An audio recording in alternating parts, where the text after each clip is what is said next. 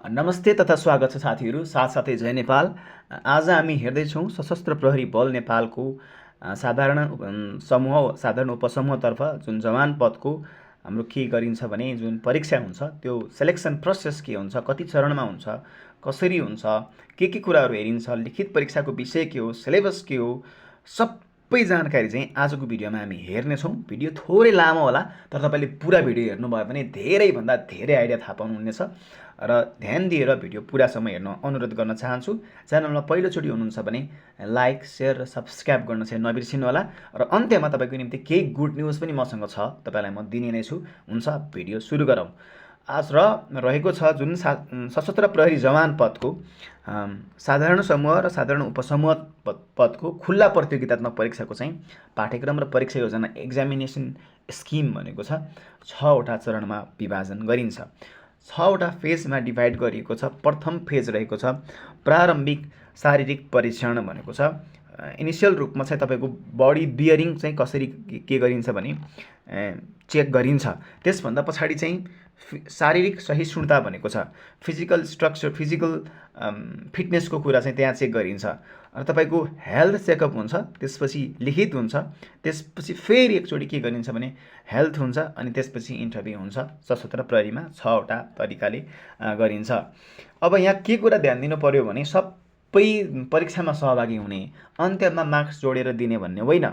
यहाँ के हो भने तपाईँ प्रथम चरणमा पास हुनुभयो भने दोस्रो चरणमा जाने हो, दोस्रो चरणमा पास हुनुभयो भने तेस्रोमा हुँदै जाने हो।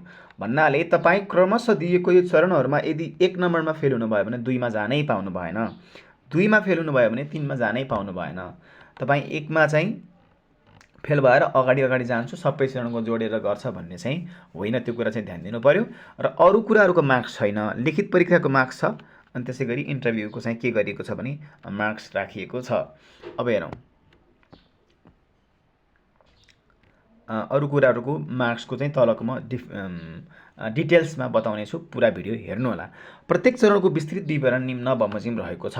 प्रथम चरणमा चाहिँ प्रारम्भिक शारीरिक परीक्षण हुन्छ, फिजिकल चाहिँ तपाईँको चेकअप गरिन्छ, नर्मल बियरिङ्सहरू हेरिन्छ। अब हेरौँ बियरिङको कुराहरू के कस्तो रहेको छ। पुरुष र महिलाको दुवै कुराहरू यहीँ छ, हामी हेर्नेछौँ है। उचाइको कुरा गरेको छ सबैभन्दा पहिला। ओके,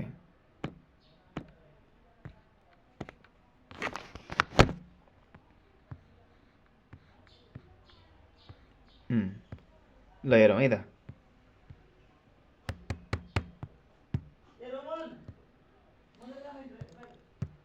उचाइको कुरा गरौँ। अब आयो सुरुमा चाहिँ उचाइ हेरिन्छ, उत्तीर्ण अनुत्तीर्ण भनेको छ। कति भएपछि पास हुन्छ उचाइमा, हाइटमा कति भएपछि फेल हुन्छ भनेर भनेको छ, कतिभन्दा कम भएपछि फेल हुन्छ भनेको छ। कम्तीमा पनि के गरिएको छ भने 62 इन्च चाहिँ पुरुषको हाइट हुनु पर्यो। 62 इन्च भनेको 5 फुट 2 इन्च है।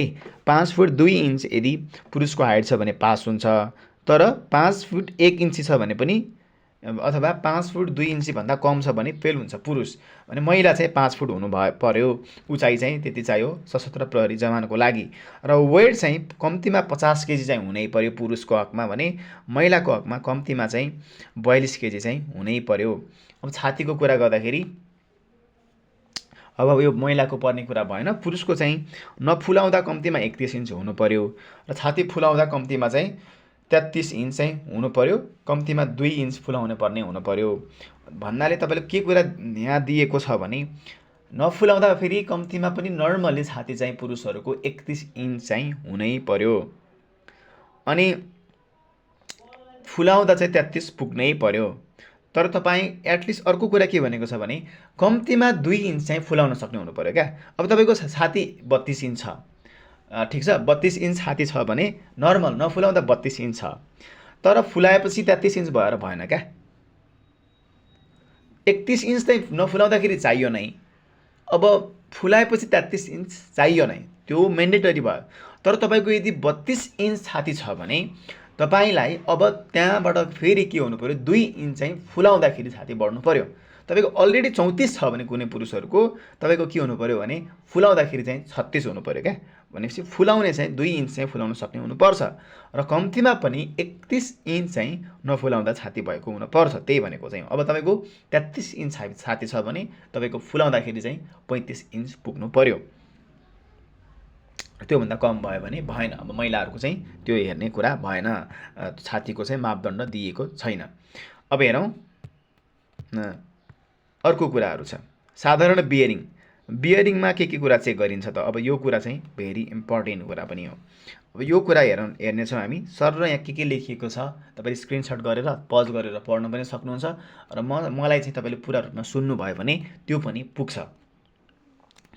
अङ्गभङ्ग, हात खुट्टा बाङ्गो टिङ्गो वा औँलाहरू ठिक नभएको, घुँडा नक्नी लक भएको, नक्नी दुवै खुट्टा जोडेर उभिँदा गोलीगाँठो बीच 10 सेन्टिमिटरभन्दा धेरै ग्याप हुनु र बोलेक चाहिँ दुवै खुट्टा जोडेर उभिँदा घुँडा बीच 8 सेन्टिमिटरभन्दा धेरै ग्याप हुनु भनेको छ। अब के भयो त भने नक्नी भनेको चाहिँ यहाँ कसरी परिभाषित गरेको छ भने दुवै खुट्टा जोडेर उभिँदा चाहिँ गोलीगाँठो बीच करिब 10 सेन्टिमिटरभन्दा धेरै ग्याप नहुनु चाहिँ नक्नी हो भनेको चाहिँ। खुट्टा सिधा गरेर उभियो, उभिसकेपछि के भइदियो त भने तपाईँको यदि घुँडा चाहिँ जोडियो भने चाहिँ के भइदिन्छ भने तपाईँको तल गोलीगाँठो भेट्दैन। गोलीगाँठो बीच चाहिँ 10 सेन्टिमिटरभन्दा बढी ग्याप भयो भने चाहिँ नक्नी हुन्छ र बोलेक भनेको उभिँदा चाहिँ दुवै खुट्टा जोडेर उभिँदा चाहिँ घुँडा बीच चाहिँ 8 सेन्टिमिटरभन्दा चाहिँ धेरै ग्याप हुनु भयो भने चाहिँ तपाईँको तल गोलीगाँठोको बिचमा 10 सेन्टिमिटरभन्दा धेरै ग्याप भयो भने नक्नी भयो, त्यसलाई मान्यता लिँदैन आर्मीमा।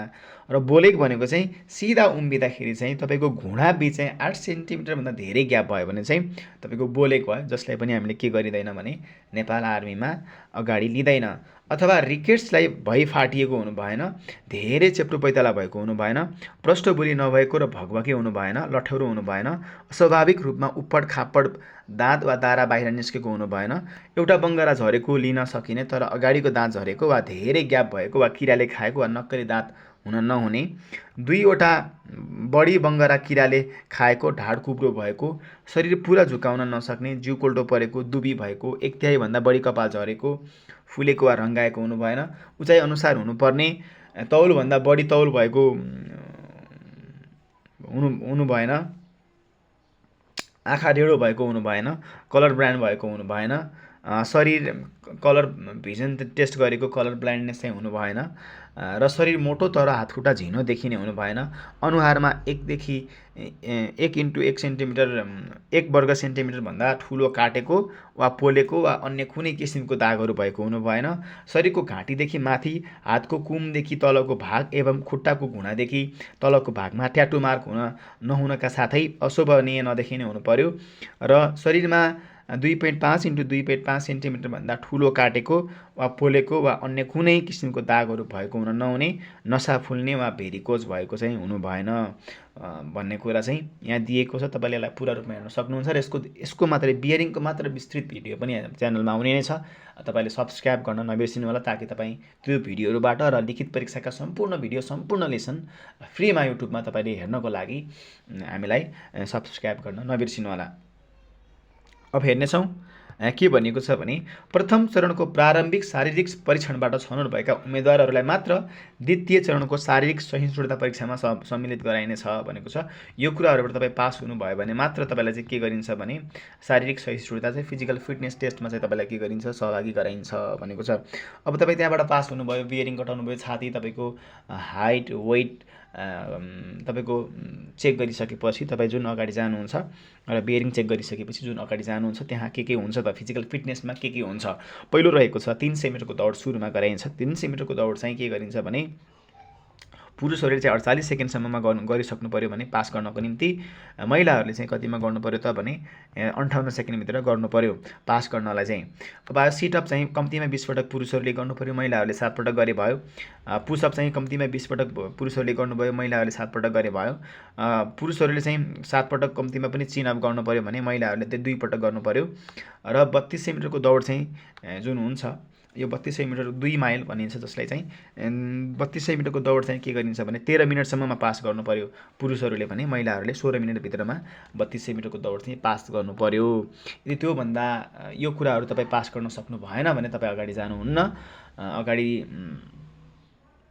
जानको लागि चाहिँ तपाईँले यो कुराहरूमा पास गर्न सक्नु पर्यो। अब यो द्वितीय चरणको परीक्षाबाट तपाईँले चाहिँ उत्तीर्ण भएका उम्मेदवारलाई मात्रै तृतीय चरणको विस्तृत स्वास्थ्य परीक्षणमा सम्मिलित गराइनेछ। तर कुनै एक इभेन्टमा न्यूनतम उत्तीर्णाङ्क प्राप्त नगर्ने उम्मेदवारलाई उत्तीर्ण गराइने छैन।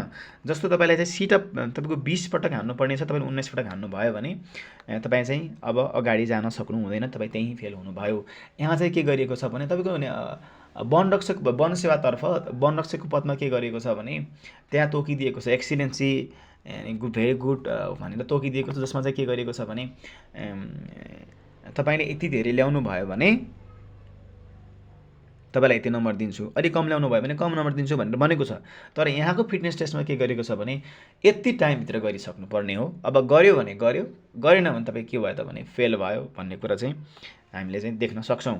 अब आयो द्वितीय चरणको शारीरिक यो कुरा भइहाल्यो। अब आयो स्वास्थ्य परीक्षणमा के कुरा चेक गरिन्छ। तृतीय चरण थर्ड फेजमा चाहिँ स्वास्थ्य परीक्षणमा के कुरा हेरिन्छ त भने सशस्त्र प्रहरी सेवा आयोगद्वारा तोकिएको चिकित्सक तथा अस्पतालबाट निम्नानुसारको परीक्षण गराइनेछ भनेको छ। अब के चेक गरिन्छ त भने ओके, जनरल पर्सनालिटी अब्जर्भेसन गरिन्छ, फिजिक्स सर्जिकल जनरल चेक गरिन्छ, मेडिकल चेक गरिन्छ, डेन्टल चेक गरिन्छ भने आई टेस्ट गरिन्छ, डिभी र सिभी, अनि इएनटी र बिपी चेक गरिन्छ। प्रेग्नेन्सी चाहिँ फिमेल्सहरूको लागि प्रेग्नेन्सी छ कि छैन भनेर पनि चेक गरिन्छ। अब यो परीक्षामा थर्ड फेजमा तपाईँ पास गर्नुभयो भने सशस्त्र प्रहरी सेवा आयोगद्वारा तोकिएको चिकित्सक अथवा अस्पतालबाट चाहिँ यो चेक गरिसकेपछि तपाईँ यहाँबाट पास हुनुभयो भने बल्ल तपाईँ फोर्थ फेजमा जानुहुन्छ। अनि फोर्थ फेज छ लिखित परीक्षा आयो 100 मार्क्सको। अब आयो लिखित परीक्षाको कुरा हामीले गरौँ। लिखित परीक्षाको कुरा हामीले गर्दाखेरि चाहिँ हामीले हेर्छौँ अब के कस्ता विषयहरू चाहिँ लोकसेवाले लिखित परीक्षा लिन्छ। अब यो लोकसेवाले लिने लिखित परीक्षामा हामीले के विषयहरू छ, के कस्ता विषयहरू पढ्नुपर्छ भन्ने कुराहरू चाहिँ हेर्नेछौँ। सुरुमा दिएको छ 100 पूर्णाङ्कको परीक्षा हुन्छ, उत्तीर्णाङ्क चाहिँ 40% हो। पास मात्रै गर्नलाई चाहिँ 40 नम्बर ल्याउनुपर्छ। तर चाहिँ कम्पिटिसन हुने भएको भएर तपाईँले जति धेरै नम्बर ल्याउनु भयो त्यति नै धेरै तपाईँ चाहिँ के गर्न सक्ने सम्भावना हुन्छ भने नाम निकाल्न सक्ने सम्भावना हुन्छ। कति नम्बर ल्याए पास गर्छ भन्दाखेरि चाहिँ ठ्याक्कै भन्न सकिँदैन। तपाईँको कम्पिटिसनको लेभल कस्तो छ, विज्ञापन कति खुलेको छ, अनि तपाईँको परीक्षार्थी कतिजना हुनुहुन्छ, परीक्षार्थीको अवस्था कस्तो छ भन्ने कुराले पनि भर पर्ने भएकोले तपाईँको हातमा हुने भनेको तपाईँले best of the best marks अप्रेन गर्नु हो। सबैभन्दा राम्रो मार्क्स लिएर आउनुलाई तपाईँको लागि बुद्धिमानी हुन्छ, अरू कुरा चाहिँ सोचेर साध्य हुँदैन। अब आयो हाम्रो यो विषयको नेपाली विषयको विषयमा छ। नेपाली विषयबाट आउँछ, अङ्ग्रेजीबाट आउँछ, गणितबाट आउँछ र हाम्रो सेवा पेसा सम्बन्धी चाहिँ विषयबाट प्रश्नहरू सोधिन्छ। नेपालीको 30 पूर्णाङ्क रहेको छ भने अङ्ग्रेजीको 20 पूर्णाङ्क, गणितको चाहिँ 20 पूर्णाङ्क, अनि त्यसपछि पेसा सम्बन्धी 30 पूर्णाङ्क रहेको छ। यहाँ के विषय आउँछ भन्ने कुराहरू चाहिँ म एउटा अर्को भिडियो बनाउने छु, जहाँ चाहिँ सशस्त्र प्रहरी बल लिखित परीक्षाको पाठ्यक्रम भनेर चाहिँ म बनाउने छु। अनि त्योमा चाहिँ तपाईँले पुरा भिडियो हेर्नु होला। यो कुराहरू तपाईँले हेर्न पनि सक्नुहुन्छ। र यसको PDF चाहिन्छ भने पनि तपाईँले हामीलाई WhatsApp नम्बरमा दिएको WhatsApp नम्बर डिस्क्रिप्सनमा र च्यानलको ब्याकग्राउन्डमा तपाईँले देख्न सक्ने जुन हाम्रो WhatsApp नम्बर छ त्यो WhatsApp नम्बरमा तपाईँले खबर गर्नुभयो भने हामी तपाईँलाई यो PDF पनि पठाइदिनेछौँ। र यो लिखित परीक्षाको विषयमा म फेरि एकचोटि छलफलमा आउने नै छु। र त्यस लिखित परीक्षामा तपाईँ पास गर्नुभयो भने चाहिँ के गरिन्छ भने पास गरिनेछ। अब यहाँ के भनेको छ यो कुरा चाहिँ हेरौँ है। लिखित परीक्षाको कुरा गर्दाखेरि चाहिँ विवरण प्रकाशन गरिसकेपछि चाहिँ पेसा सम्बन्धी सेवा सम्बन्धी खण्ड घको वस्तुगत परीक्षा प्रणाली अन्तर्गत गलत उत्तर दिएमा प्रत्येक गलत उत्तर बापत नियमअनुसार 20% अङ्क कट्टा गरिनेछ। तर उत्तर नदिएको प्रश्न बापत अङ्क दिइने छैन र अङ्क कट्टा पनि गरिने छैन। अब यहाँ टिक लाउने क्वेसन हुन्छ।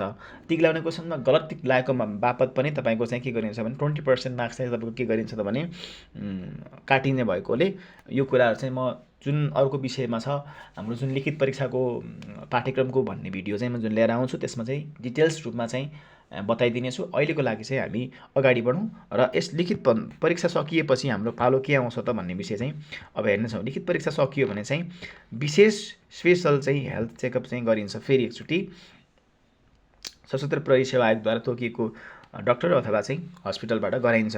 ब्लड चेक गरिन्छ, ब्लडमा पनि यहाँ विभिन्न कुराहरू दिएको छ। चेस्ट चेक गरिन्छ, ट्युबरकुलोसिस चेक गरिन्छ, टिबी चेक गरिन्छ, सुबम सेराटोनिन गरिन्छ, युरिन रुटिन चेक गरिन्छ, एचआइभी भिडिआरएल चेक गरिन्छ, एनटिएचसिबी चेक गरिन्छ, ड्रग्स अफ युएस टेस्ट गरिन्छ भने युरिन प्रेग्नेन्सी टेस्ट गरिन्छ। यो चाहिँ फिमेल्स क्यान्डिडेट्सको लागि, महिलाहरूको लागि चाहिँ प्रेग्नेन्सी चाहिँ तर युरिन प्रेग्नेन्सी टेस्ट चाहिँ यहाँ गरिन्छ। र यो चरणमा तपाईँ पास हुनुभयो भने अन्तिम चरण अथवा 6औँ चरण भनेर हामी भन्न सक्छौँ, जहाँ चाहिँ के गरिन्छ भने इन्टरभ्यू चाहिँ गरिन्छ। इन्टरभ्यू अनुसार चाहिँ हामीले चाहिँ त्यस पछाडि चाहिँ अन्तिम चरण यो हो। त्यसभन्दा पछाडि चाहिँ हाम्रो सिलेक्सनको रिजल्ट आउँछ। अन्तर्वार्ता परीक्षा सशस्त्र प्रहरी सेवा पदमा नियुक्ति तथा बढुवा गर्दा अपनाउनु पर्ने सामान्य सिद्धान्त 4औं संशोधन सहित 2064 को दफा 38 अनुसार सञ्चालन गरिनेछ। अन्तर्वार्ताको विषयमा पनि हामी के कस्तो हुन्छ भन्ने विषयमा सबै कुराहरू च्यानलमा बिस्तारै लिएर आउनेछौँ। अब हेरौँ अन्तिममा नोटमा के कुरा दिएको छ भने लिखित परीक्षाको माध्यम भाषा नेपाली वा अङ्ग्रेजी वा नेपाली र अङ्ग्रेजी दुवै हुनेछ भने चरणबद्ध रूपमा प्रारम्भिक शारीरिक परीक्षण, शारीरिक सहिष्णुता परीक्षा, विस्तृत स्वास्थ्य परीक्षा, लिखित परीक्षा, विशेष स्वास्थ्य परीक्षा र अन्तर्वार्ता परीक्षा सञ्चालन गरिनेछ भनेको छ। यो चाहिँ फेज वाइज चाहिँ सिक्वेन्स अनुसार गरिन्छ भनेर भनेको छ। अब हुन्छ, अब यो कुराहरू भइसकेपछि अन्तर्वार्ता समाप्त भइसकेपछि अन्तिम नतिजा प्रकाशन सम्बन्धमा चाहिँ उल्लेखित अङ्कबार रहेको लोकसेवा आयोगबाट सञ्चालन गरिएको लिखित परीक्षाको प्राप्ताङ्क र अन्तर्वार्ता परीक्षाको प्राप्ताङ्क समेत जोडी हुन आउने कुल अङ्कको आधारमा माग भएको रिक्त पद अनुसार सशस्त्र प्रहरी नियमावली बमोजिम अन्तिम नतिजा प्रकाशन गरिनेछ भनेको छ। अब यो कुराले चाहिँ के गर्न सकिन्छ भने हामीले चाहिँ के कुरा थाहा पायौँ भने अरूमा पास हुने मात्रै हो, नम्बर जोडिँदैन। लिखितको र इन्टरभ्यूको चाहिँ सशस्त्र प्रहरीमा चाहिँ के गरिन्छ भने अङ्कभार जोडिएको हुन्छ। यो कुरा चाहिँ हामीले विचार गर्नुपर्ने हुन्छ। आजको निम्ति हामी यति नै गर्नेछौँ है। अब हामी नेपाल पुलिसको पनि सिलेबस सम्पूर्ण नेपाल पुलिसको, नेपाल प्रहरीको जवान पदको सम्पूर्ण सिलेबस पनि लिएर आउँदैछौँ र तपाईँ सुरक्षा निकाय विशेष गरी फोर्सेस जुन सेक्युरिटी फोर्सेसहरू छ यो विषयमा नेपाल आर्मी, पुलिस, एपिएफ को चाहिँ लिखित परीक्षा लोकसेवा आयोगले दिने लिखित परीक्षा तयारीको लागि तपाईँ पढ्न चाहनुहुन्छ भने हामीलाई दिएको नम्बर्सहरूमा कन्ट्याक्ट गर्नु होला। क्लास सञ्चालन भइरहेको छ, तपाईँ जुनसुकै क्लासमा पनि जोइन भएर पढ्न सक्नुहुनेछ। आजको निम्ति हामी यति नै गर्नेछौँ। फेरि पनि भिडियोमा हाम्रो च्यानलमा आउने भिडियोहरू, क्लासेसहरू तपाईँ लिन चाहनुहुन्छ भने च्यानललाई सब्सक्राइब गर्नुहोस्। युट्युबमा हेर्दै हुनुहुन्छ भने सब्सक्राइब गर्नुहोस्, भने फेसबुकमा फलो र हाम्रो टिकटकतिर पनि तपाईँले हेर्दै हुनुहुन्छ भने फलो गर्नु होला। जहाँबाट हेर्दै हुनुहुन्छ हामीसँग जोडिन नबिर्सिनु होला। आजको निम्ति यति नै गर्नेछौँ। हस्त, नमस्ते।